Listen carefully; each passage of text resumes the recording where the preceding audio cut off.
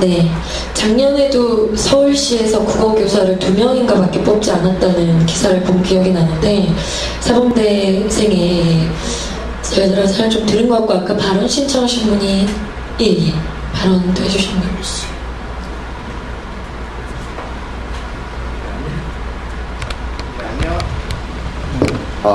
예, 안녕하십니까. 저는 한신대학교 4학년 국사학과에 재학 중인 4학년 이영준이랍니다.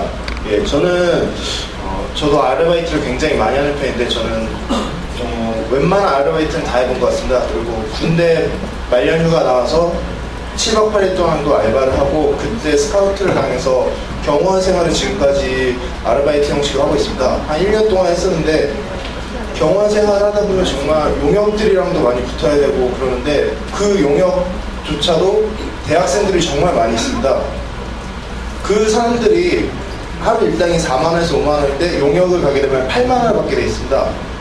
그런 상황 속에서 대학생들이 당연히 같은 시간에 일하고도 2배로 벌 수 있는 용역으로 많이 빠지게 됩니다. 그 상황 속에서 저는 이걸 어떻게 하면 해결할 수 있을까 하는 정말 생각을 많이 하고, 거기 저희가 근무하게 된 지역이 막 빈민가 쪽도 있었고 철거촌도 있고 굉장히 그런 쪽도 많이 있습니다. 그런 현장에서 거기에서 거주하시는 분들의 또 이야기 많이 들으면서, 한국인은 아직 정치적으로도 많이 문제가 있고 그 밑에 서민들이 아직 못 살고 있는데, 정치가들은 그분들을 외면하고 항상 그 현장에서는 그분들의 목소리를 묵살당하고, 경찰들이 와도 당연히 그분들을 위해서 뭔가 조치를 해야 되는데 친구가 돼 있기 때문에 아무런 행동도 하지 않고 그 용역들의 말을 듣고 그냥 가는 편입니다.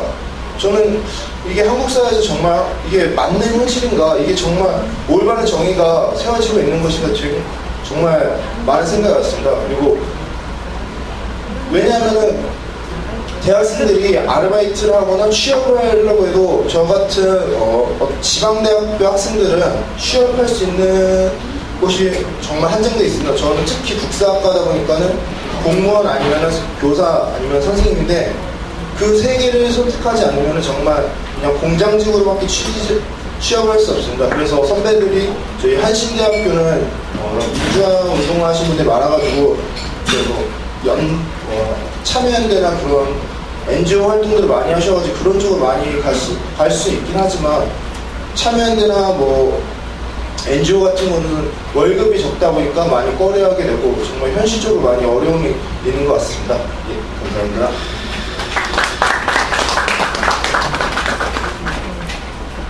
네, 지방대생의 어려움을 말씀해 주신 것 같고, 지금 얘기가 여기 한 분, 2분, 또 더 발언하실 분 3분, 4분.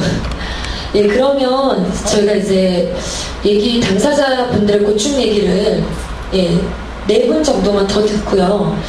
아까 이제 평가와 대책 얘기를 원래 2번째, 3번째 나눠서 하려고 했는데, 얘기를 듣다 보니까 굳이 따로 하지 않고 대책과 평가를 한꺼번에 같이 진행하는 것으로 해서 4분 발언 듣고 다음 주제로 넘어가는 것으로 하겠습니다. 그러면 일단 뒤에 계신 네, 반갑습니다. 저는 청년유니언 조합원이고요. 소재성이라고 합니다. 현황하고 정책들에 대한 평가 동시에 다 만족할 수 있는 얘기 같은데요. 제가 직업학교에서 금융을 배웠거든요. 1년 동안 배웠는데, 이거는 분명히 제가 국가한테 혜택을 받은 거예요. 왜냐면 무료로 받았고, 그리고 한 달에 25만 원씩이나 계속 지급을 받았어요. 그래서 1년 정도를 배우고 그렇게 국가한테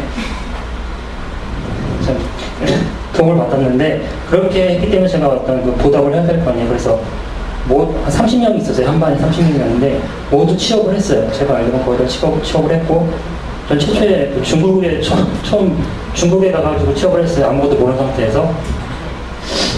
근데 금융을 이제 포부가 굉장히 컸어요. 열심히 해야겠다.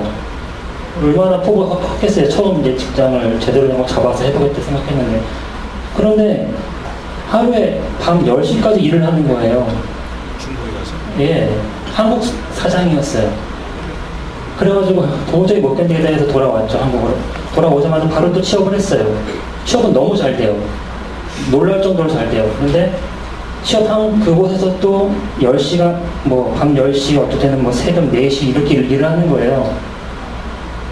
어른들이 자주 말하는 말 중에 요즘 뭐 학생, 뭐 요즘 사람들은 젊은이들은 뭐 인내심이 없고 뭐 어려운 일 안 하려고 그러고 그런다 그러는데 그게 아니에요. 그렇게 일을 하다 보면은 첫째로 제가 우울증이 너무 심해져가지고 아침에 도저히 일어나지 못한 채 또 회사 가서 일을 해야 되고 그런 일상이 반복되다 보니까 건강을 너무 해쳤어요. 그리고 임금은 임금이 이런 이상한 제도가 있었어요. 그 회사는 1년, 한 달에 60시간 잔업은 기본으로 해야 되고 그 이상 되면 그때부터 잔업 수당을 줘요. 뭐 이런 회사였는데 근데 거기만 그런 게 아니더라고요. 그 일반적인 그런 기계 업종, 금형, 뭐 부품산업, 우리나라에서 부품산업 뭐 육성한다는 말 많이 있는데 그런 회사를 전반적으로 다 그러는 거예요. 그런 상태에서 그리고 더 중요한 거는 기름이 공장 안에 가득 차 있는데 그게 지금 알고 보니까 발암물질이에요. 발암물질. 야근의 발암물질에 이거는 사람을 일을 하다가 죽으라는 거예요. 지금 현실이에요. 지금 현실. 지금 제가 일 안 한 지 4년 지났는데 4년 전 이야기가 아니고 지금도 그래요. 그러니까 요즘 젊은이들이 뭐 어려운 일도 맞아 하지 말고 해야 된다 이 말은 제가 듣기에는 힘들게 살다가 발암물질에 오염돼서 한 50대 돼서 암으로 죽어라는 이렇게 들려요. 제가 현실을 겪었기 때문에. 그래서 국가에서 엄청난 지원을 들여서 직업학교에서 교육을 해서 내보내는데 거기서 끝난다는 거예요. 그 이후에 어떤 식으로 지금 일을 하고 전혀 그런 거에 대한 파악도 안 하는 것 같고 제가 볼 때는 우리나라 정책들이 다 기업에 맞춰져 있어요. 기업 사주. 노동자에 맞춰져 있지가 않는 것 같아요. 그래서 이거를 풀려면 어떻게 되느냐. 저는 뭐 정치권에서 분명 도와주는 게 필요한데 그것만 저희가 기다릴 수는 없잖아요. 아까 이미경 의원이시죠. 네. 조직되어 있어야 돼요. 그래야지만 우리가 무엇을 요구해도 그게 힘이 있고 그걸 사주의 입장이 아닌 노동자의 입장에서 그 정책들이 만들어질 수 있는 것이지 계속 우리는 조직 하나도 되어 있지 않고 우리나라는 노조가 지금 10% 조직이 안 되어 있잖아요. 이 상태에서는 정치권에서 아무리 뭐 좋은 정책을 만든다고 해도 결국엔 다시 기업의 입김에 다시 그 정책이 바뀔 수밖에 없는 것 아닌가 이런 생각하고요. 그래서 저 혼자 박수를 쳤는데 이문경 의원님 너무 제가 오늘 혹시 지하철에 오면서 이렇게 많이 적어왔어요. 오늘 제가 얘기할 건데 이거는 보니까 아까 이제 세 번째 내가 대통령이라는 글을 거기에 맞는 글인 것 같아서 이따가 듣겠습니다. 이상입니다. 지금은 몸이 괜찮아졌어요? 네? 지금은 몸이 괜찮아졌어요? 건강이? 지금도 밤 9시 이후 지나면은 몸이 급격히 체력이 떨어져요. 네. 그러면 원래 네 분 발언 다 들으려고 했는데 지금 좀 가셔야 되는 분위기라서 한국 청년연대 대표님이시고요. 쭉 얘기 들으셨는데 뭐 이렇게 소감과 생각하신 대안들 좀 말씀 부탁드리는 걸로 하겠습니다. 예. 예, 반갑습니다. 한국 청년연대라고 전국에 있는 청년단체인데 저희 회원들은 대학생도 있고 비정규직 일하는 친구들도 있고 정규직 일하는 친구들도 있고 다 섞여 있습니다. 그래서 전국에 한 60여 개의 청년회가